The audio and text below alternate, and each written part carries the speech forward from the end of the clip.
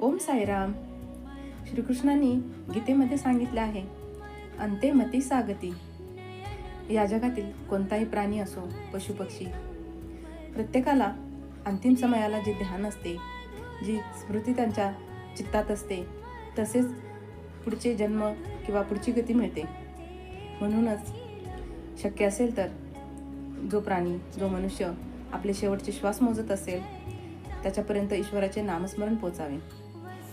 त्याच्याजवळ ईश्वराचे नामस्मरण त्याच्या कानावर पडावे.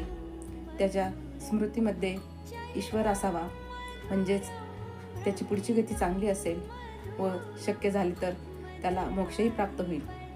म्हणूनच कोणत्याही पशुपक्ष्याची किंवा मनुष्याची अंतिम गती चांगली व्हावी म्हणून आपण सदैव प्रयत्न करावे. म्हणजेच त्या कर्मांची परत फिरून येणारी फळेही आपल्याला चांगलीच मिळतात. कारण कोणत्याही कर्माचे फळ कधीतरी भोगावेच लागते, ते चांगले असो किंवा वाईट असो. म्हणूनच तेही चांगले कर्म आपल्याला कधीतरी परत येणार आणि चांगले सुख देऊन जाणार.